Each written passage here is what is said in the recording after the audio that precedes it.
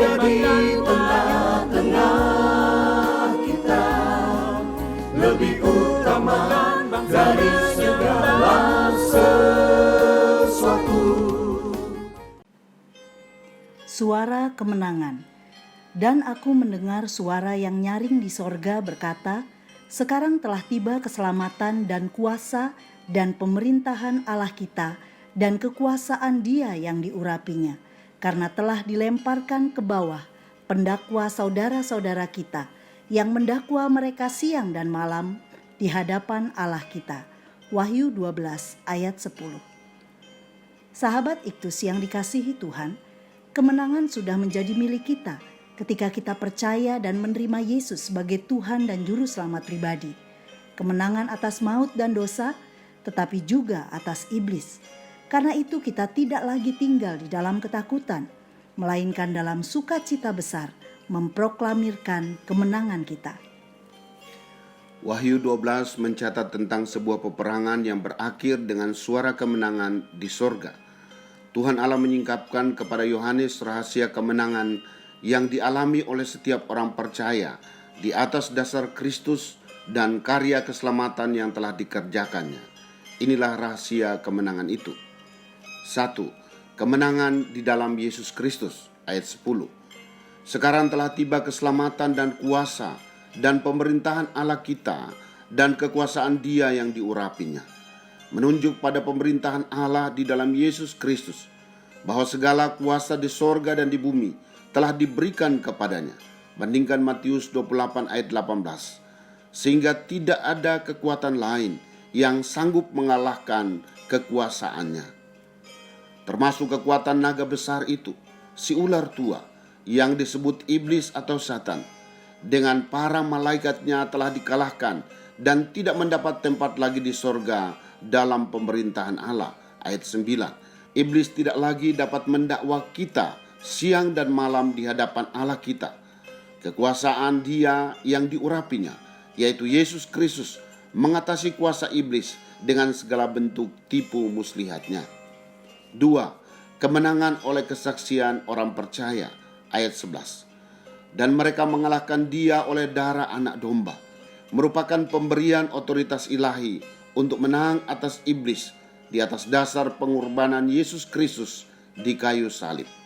Sebab di dalam Dia dan oleh darahnya kita beroleh penebusan, yaitu pengampunan dosa menurut kekayaan kasih karunia-Nya. Efesus 1 ayat 7. Dan oleh perkataan kesaksian mereka menjadi dasar kemenangan orang percaya atas iblis. Yang dimaksud kesaksian mereka adalah kekuatan pemberitaan Injil, yaitu bagaimana orang percaya menyaksikan kematian dan kebangkitan Kristus kepada dunia. Bandingkan 1 Korintus 15 ayat 3 dan 4. Bahkan mereka siap mati untuk pemberitaan Injil. Ayat 11b. Kesaksian ini membuat iblis gentar dan kehilangan kekuatannya. 3. Kemenangan semua orang percaya. Ayat 12. Ajakan bersukacita dalam ayat ini bertujuan agar orang percaya tidak tinggal dalam ketakutan di bawah intimidasi iblis. Memang benar bahwa iblis sedang bekerja dalam geramnya yang dahsyat. Iblis berusaha dengan strateginya untuk membangun pemerintahannya di dunia dan menjadi tuan atas diri manusia. Tetapi ketahuilah bahwa kekuatan iblis tidak melebihi kuasa Yesus Kristus yang ada di dalam diri orang percaya. Karena ia tahu bahwa waktunya sudah dekat, merupakan alasan bagi iblis untuk melancarkan berbagai tipu muslihatnya, memperdaya manusia. Tetapi iblis dan para malaikatnya tidak dapat mengelak dari penghukuman kekal yang akan diterimanya pada saat kedatangan Yesus yang kedua sebagai hakim yang adil. Inilah akhir dari perjuangan kita, karena pada saat itu semua orang percaya mengalami sukacita kemenangan kekal di dalam kerajaan sorga. Sahabat Iktus, jalan bagi kita untuk memperoleh kemenangan atas iblis hanya ada di dalam Yesus Kristus, karena Dialah yang empunya kuasa di sorga dan di bumi. Kita yang dahulu adalah seteru Allah, yang menjadi tawanan dosa, telah dibayar lunas oleh darah anak domba, melalui kematian Yesus Kristus bagi kita. Dengan percaya dan menerima Yesus sebagai Tuhan dan Juru Selamat, kita telah menerima kuasa sebagai anak-anak Allah. Kuasa yang ada di dalam diri saya lebih besar dari kekuatan iblis, karena Yesus Kristus yang telah memberikan otoritas ilahi kepada saya.